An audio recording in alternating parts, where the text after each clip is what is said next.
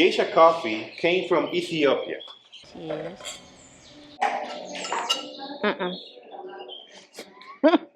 Today we're at the Geisha Experience Panama Coffee and Art Museum, and we're going to see what this experience is like. I don't like coffee, so I'm taking one for the team.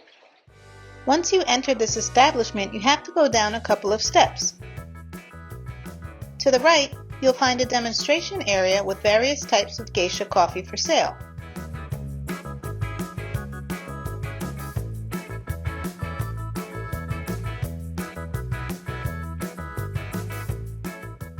Past the coffee station, you'll find a cute sitting area with a photo display, and the center of the room has various items that are explained during the tour.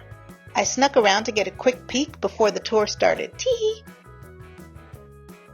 So let's hear from Carlos, our guide for the day. The tour guides are fluent in both English and Spanish. Now, I'm not going to show you everything that he said so you can experience the tour for yourself when you get here, but I'll give you bits and pieces here and there with some fun facts. This is Chiriquí province flag in which geisha coffee is produced. It's in western Panama near to Costa Rica. Geisha coffee is a specialty coffee. It was discovered in Ethiopia in 1930. Now, there is a mountain in Ethiopia called Geisha. That's the real name. Not geisha. It was a misunderstanding because of Japanese geishas. It requires at least 2,000 meters above sea level and between 3 to 5 years to grow and produce coffee. This one right here, it's the geisha flower. It's called azahar flower. Each flower turns into a coffee cherry, one by one. This is between March and May when the flowers show up. And then between September and October, over here please,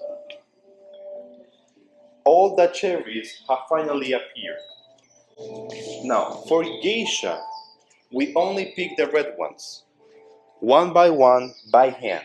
So we export coffee like this, and then each country roast them to their likings. Yeah, so it's about preferences now. Caffeine is stored at higher temperatures, so the more you roast a coffee bean, the less caffeine it has. Now, this is medium roast. It's more balanced and the aroma is intensified. Now, dark roast, it's somewhat more commercial like Starbucks. Because here the coffee loses all the magic and properties. Less caffeine.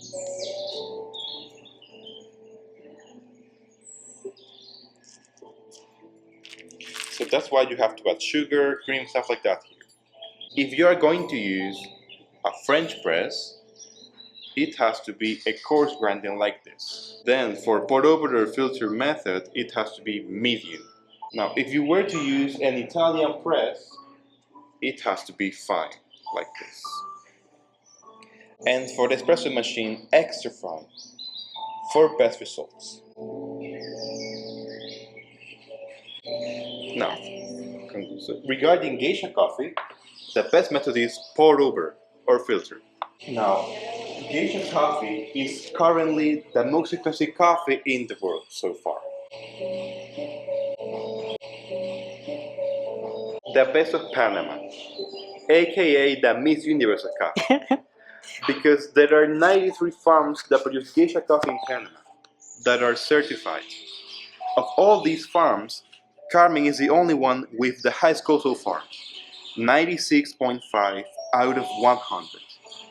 So it broke records in 2023. This competition is every single year, and there are 120 judges from 13 different countries that come to Panama to evaluate this coffee. Geisha coffee came from Ethiopia, but due to a program of the United Nations, people took geisha plants to Tanzania and Kenya first. From there, it was taken to Costa Rica, from Costa Rica to Panama.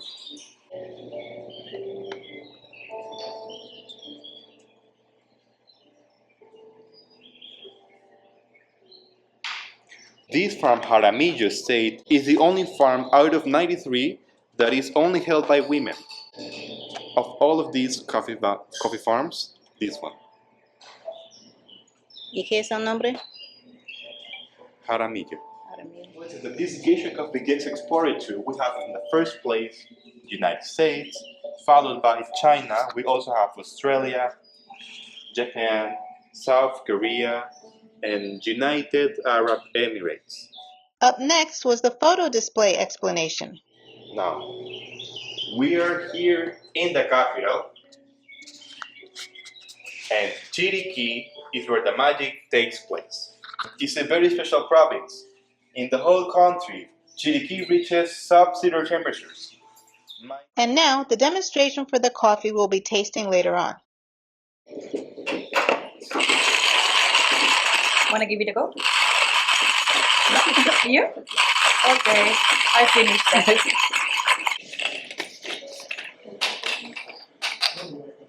If you want, you take a smell. First off is only for cleaning the filter. I use medium coarse for this method. And the recipe I use is 15 grams and 225 milliliters of water. Check the level of coffee. And we start.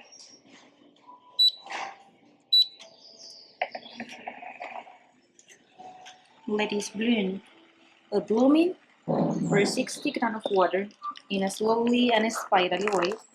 Make sure to saturate the bag evenly and wait for 45 seconds to release the bubbles. I use 3 or 4 pour. These little bubbles, this is a CO2, will be released in the Geisha coffee. More like a 45 seconds, this is the second pour. This is 120 milliliters of water and the aroma will be released. Aroma of this particular form is more like a chocolate, caramel, and little with jasmine for the flower growing the plant. Geisha coffee is super delicate coffee, super soft in your mouth. It's more like a black tea than the coffee, most in the wash process. The honey process, for example, is more balanced and little sweet is in the final. And the natural process is more like a little bit stronger coffee. But in Geisha, the stronger is more like a fruity, floral, or chocolate depending on the form. Because you appreciate better the aroma and the flavors. You taste it exactly like a wine, swirl around, smell, and finally taste it. I don't like coffee. But this is more like a tea, super soft. Your opinion? It's strong. Yeah? I don't drink coffee. Yay, I'm excited. I love chocolate.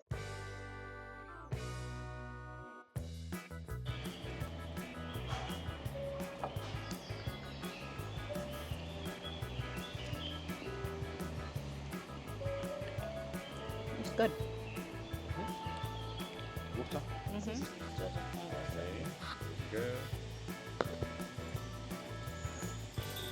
He made sure to get the very last drop.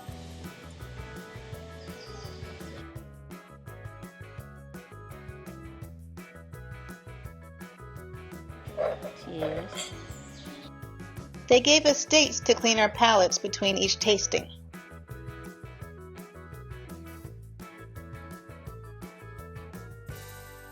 So this is the second tasting. This is the honey one. Thank you.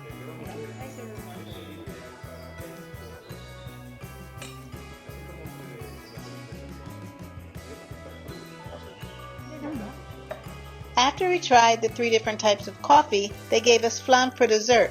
I was so excited because I just love flan. Wow, it's thick.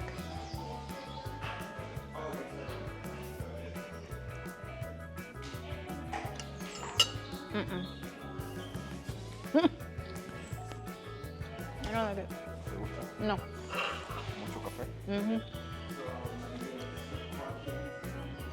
Wow, that's very rich.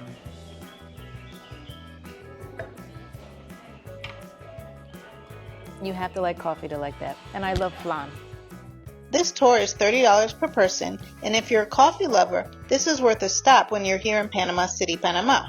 You can find out about their tours on their Instagram page and message them from there.